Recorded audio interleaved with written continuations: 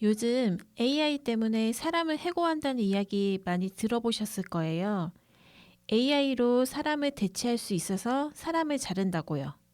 그런데 실제로 미국에서 조사해 본 결과 정말 AI로 인한 해고는 전체 해고율의 4.5%밖에 안 된다고 합니다. 통계 조사 기간마다 다른데 1에서 5% 사이를 넘지 않아요. 경기가 안 좋아서 잘린 사람은 4배나 많았고요. 다르고 다른 이야기이긴 한데 지금 대규모로 일어나는 AI 실업 사태에 대해서 조금은 다른 관점에서의 결과를 이야기해 드릴게요. 지금 일어나는 해고는 당장 AI가 사람을 대체해서가 아니라 기업이 인력을 감축하고 싶은데 AI 때문이라고 포장해서 하고 있는 거예요. 예를 들어 2020년에서 2022년 기억나시나요? 코로나가 끝난 직후 코딩 붐이 한창 일어났던 때 누구나 개발자가 되려 하고 코딩만 할 줄 알면 취업되고 평생 먹고 살 수 있다고 했었죠. 그때 IT 기업들이 개발자를 굉장히 많이 뽑았어요. 우리나라만 그런 게 아니라 미국에서 메타는 50%를 늘렸고 아마존도 비슷하게 늘렸어요. 그런데 AI가 도입되고 나니 개발자가 그만큼 필요하지 않게 됐어요. 메타도 아마존도 이번에 대규모로 사람들을 해고했죠.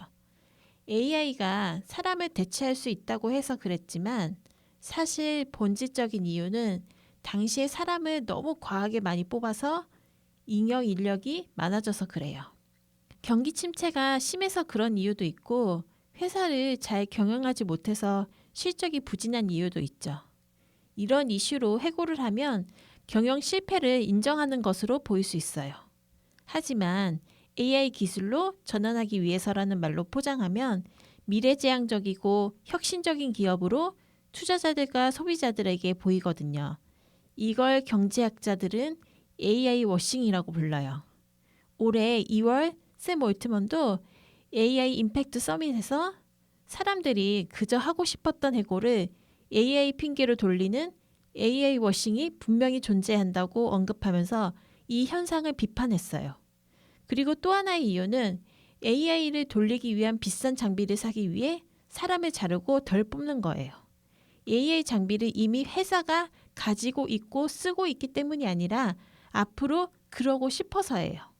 회사의 예산은 정해져 있어요. 그걸 예전에는 사람에게 월급, 복지, 퇴직금으로 썼다면 지금은 GPU를 사는데 투자하는 거예요. 성능이 애매한 직원 100명의 연봉보다 훨씬 뛰어난 AGI를 돌릴 GPU 한 대를 두는 게 수익률 면에서 훨씬 좋은 거죠. 이걸 사실 그대로 말하면 여론에 두들겨 맞으니 AI가 사람을 대체했다는 핑계를 대는 거죠. 신기하게도 사람들이 이 말에는 납득을 해요. 그런데 사실 현장에서 일하는 분들은 느끼고 있겠지만 아직 AI가 사람의 노동력을 다 대체하고 있지는 못해요.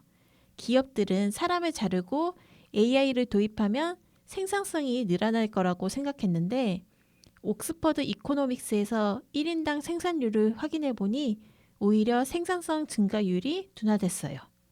노벨상을 받은 경제학자 로버트 솔로우가 닷컴 버블이 오기 전 90년대에 이런 말을 했어요. 컴퓨터 시대가 왔지만 생산성 통계에서는 그 흔적을 찾을 수 없다. 지금 AI 시대도 똑같아요. 효과가 나오려면 시간이 더 필요한데 기업들은 조급해져서 당장 사람부터 자르고 보는 거예요. 그랬더니 심각한 부작용이 생기기 시작했어요. 몇몇 기업들은 후회하면서 사람들을 다시 뽑고요. 한 기업 사례를 예시로 들어볼게요. 스웨덴의 핀테크 기업 클라르나는 AI 투자에 집중한다면서 신규 채용을 동결하고 전체 인력을 40% 줄였어요.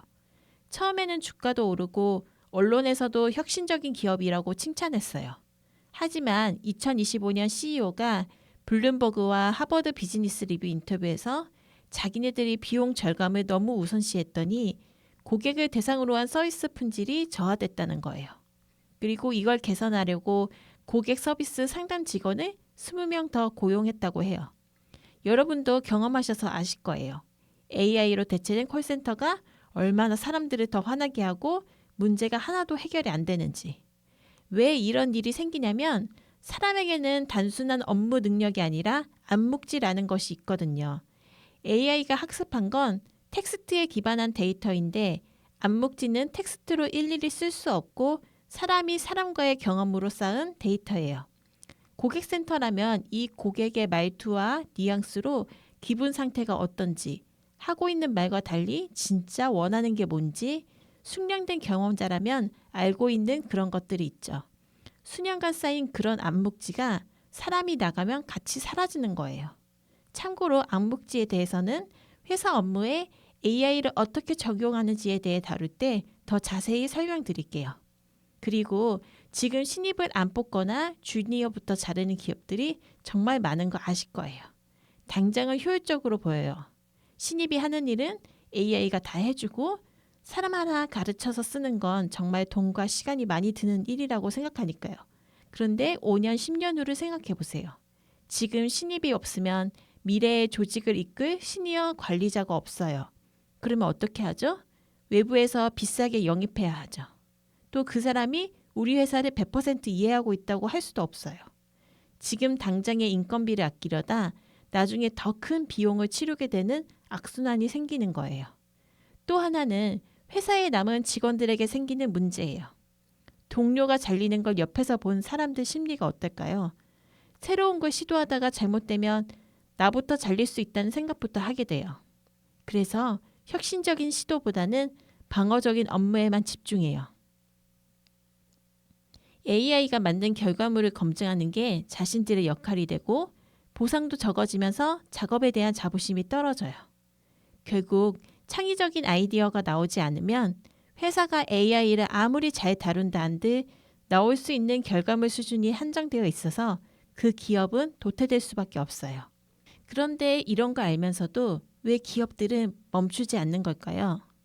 인재를 잃는 리스크보다 경쟁사보다 AI 인프라 구축이 늦는 리스크가 더 크다고 보는 거예요. AI 인프라를 지금 못 갈면 나중에 따라잡기 힘들 거라는 공포감이요. 아까도 말했듯이 예산은 한정되어 있는데 사람을 선택하느냐, AI 도입을 선택하느냐 하면 후자인 거죠. 물론 이 흐름을 거스를 수는 없어요. AI가 어느 정도 사람의 일자리를 대체하는 건 피할 수 없죠.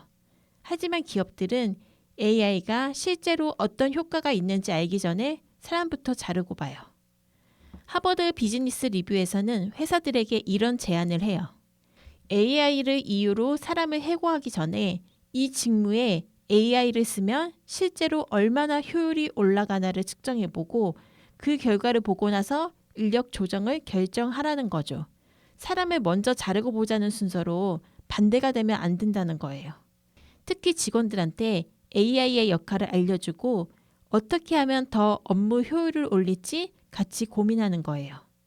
여러분의 자리를 빼앗는 게 아니라 더 가치 있는 일에 집중하게 해주는 도구다 라고요.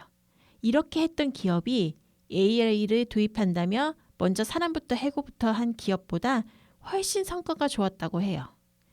마지막으로 기업들이 놓치고 있는 가장 큰 리스크가 있어요. 바로 AI 동질화예요. 현재 우리가 쓰고 있는 언어 기반 LLM AI 모델은 모두 같은 시점에 인터넷에 있는 정보를 베이스로 하고 있어요. 모든 기업들이 이 AI 모델을 쓰면 결국 모두의 서비스가 다 비슷해질 수밖에 없어요. 차별점이 없어지면 가격 경쟁력밖에 안 남고 제살깎기가 될 거예요. 결국 최후에 살아남는 기업은 AI를 잘 쓰면서도 동시에 AI가 절대 흉내낼 수 없는 인간의 독보적인 암묵지, 문화를 보존한 기업이죠. 처음으로 돌아가서 회사가 사람을 자르고 그 인건비를 아껴서 GPU를 산다.